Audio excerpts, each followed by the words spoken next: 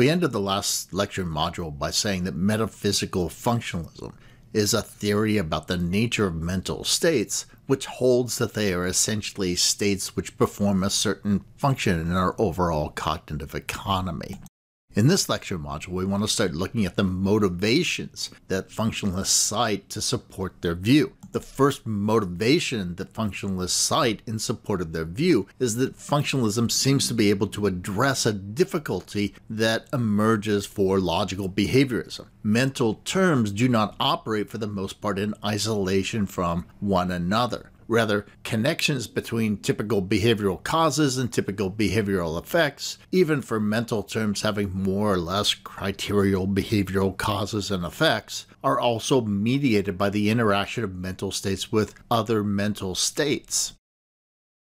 For instance, you can't really determine the causes and effects of your belief that you parked your car in lot A in isolation. If you believe that your classes are over, in addition to believing that you parked your car in lot A, and you desire to go home, well then you may walk to your car. But if you believe that your classes are over and you believe that you parked your car in lot A, but you want to meet your friends in the Nugget for a beer, then you likely will not walk to your car.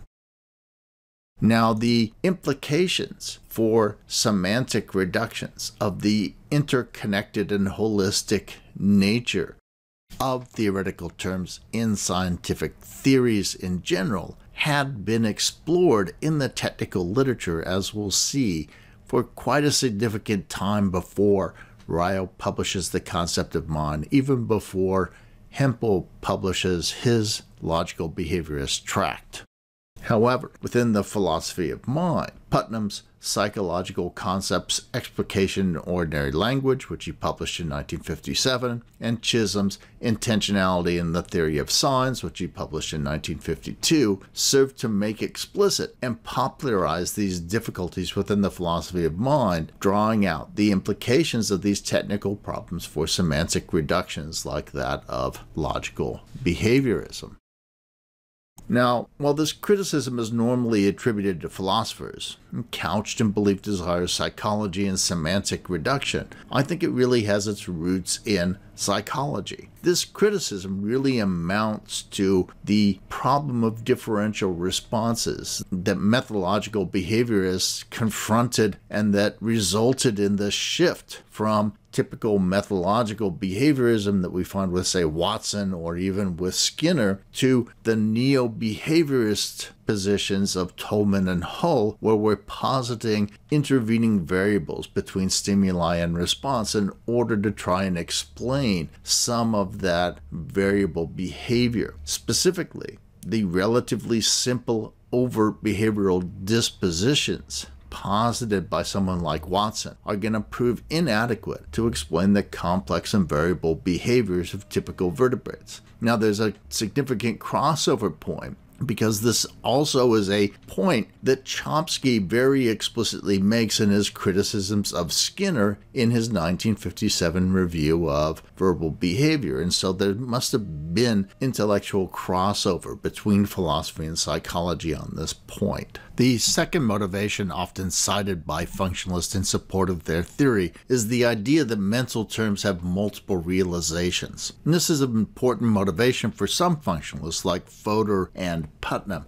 However, it isn't one that's universally advocated by functionalists. So if one understands a mental term as picking out a state by specifying its function in cognition, then any state that satisfies that specification in any cognizer looks prima facie like an instance of that mental term. One can find many examples in ordinary life of functionally specified classes that have multiple realizations. For instance, you can have ovens that generate heat using natural gas, ovens that generate heat using wood, ovens that generate heat using electrical generation coils, ovens that generate heat using microwaves, and so on. Now, the really important examples for many philosophers, for instance Putnam, come in the form of computers and computability theory.